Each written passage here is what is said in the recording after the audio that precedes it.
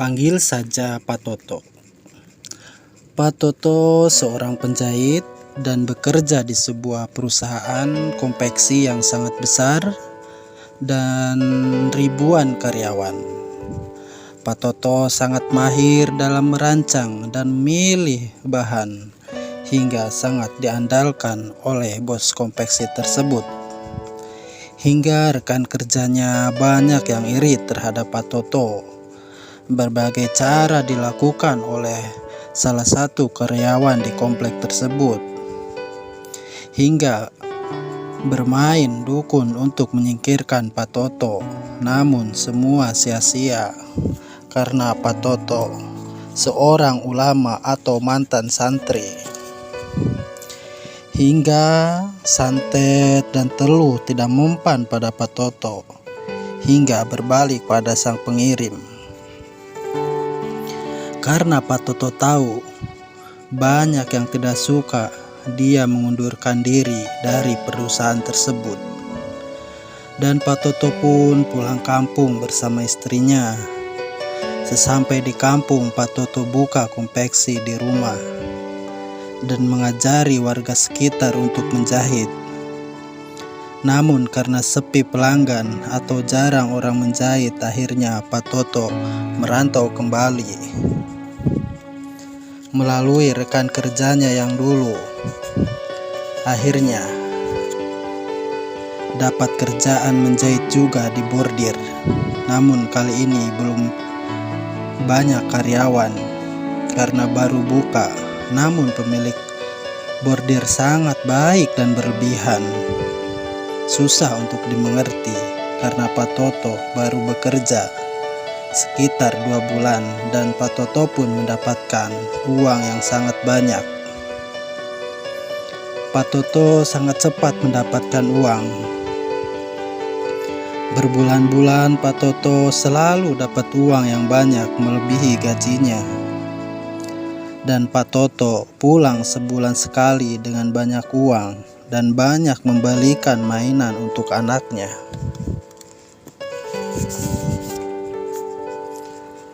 Hingga suatu malam Pak Toto bermimpi anaknya diseret oleh orang tinggi besar memakai rantai dan berteriak-teriak minta tolong pada Pak Toto.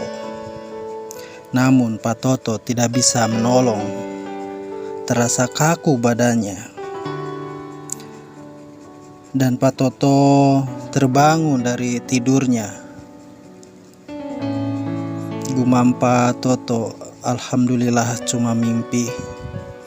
Dan keesok harinya di pagi hari dapat kabar dari istrinya kalau semalam ada yang mengintip di jendela kamar. Ada sepasang mata yang mengintip dengan warna merah. Sangat menakutkan hingga Pak Toto pun selalu kepikiran dengan anaknya. Apa yang salah dengan anaknya? Hingga Pak Toto merasa ini ada yang tidak beres.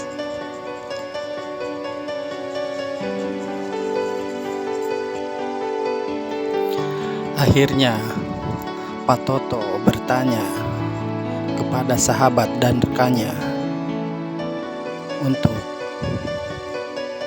mengenai hal tersebut. Sahabatnya menyarankan untuk bertanya pada sang kiai atau ustadz. Tidak menunggu lama lagi, Pak Toto pun berangkat menuju pondok pesantren yang dulu dia mondok pernah di sana. Pak Toto pun bertanya langsung pada sang kiai. Kiai itu berkata, anaknya ada yang menginginkan untuk menjadikan tumbal. Dari itu, Pak Toto langsung berpikir, apakah benar tempat kerjaanku atau pemilik perusahaanku yang ingin menumbalkan anakku, dalam hati Patoto. Namun sang guru sudah mengetahui apa yang berada di pikiran Patoto. Sang guru pun akhirnya menyarankan untuk berhati-hati untuk menerima semua uang yang diberikan padanya dari sang pemilik perusahaan. Akhirnya Patoto pun sangat berhati-hati untuk menerima pemberian apapun dari sang pemilik perusahaan, karena ketahuan sang pemilik perusahaan pun memecat Patoto dengan beribu alasan agar Patoto bisa dikeluarkan dari perusahaan itu. Patoto pun tidak keberatan karena dia tahu hanya akan menjadi tumbal anaknya. Patoto pun akhirnya keluar. Saat itu juga Patoto kembali ke kampung. Tidak berselang lama setelah Patoto meninggalkan tempat kerjaannya, kebakaran hebat melanda tempat kerjanya hingga membuat sang pemilik tewas di tempat.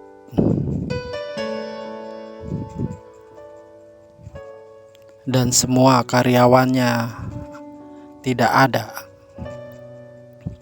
yang terluka atau yang meninggal di tempat itu, karena waktu itu jam makan, sehingga semua karyawan berada di luar.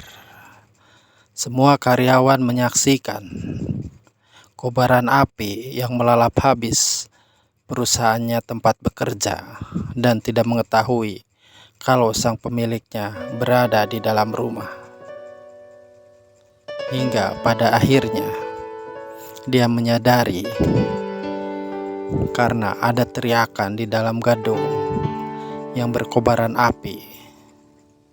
Semua orang sibuk memadamkan api dengan ember, dengan gayung, dengan topi, semua yang bisa mereka lakukan untuk memadamkan api. Namun api itu berkobar sangat besar hingga tidak bisa untuk dimatikan hanya dengan peralatan seadanya.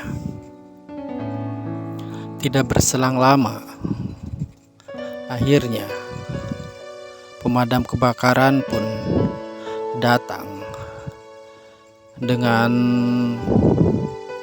10 mobil damkar baru bisa dipadamkan api tersebut, dan langsung mencari sang pemilik perusahaan tersebut.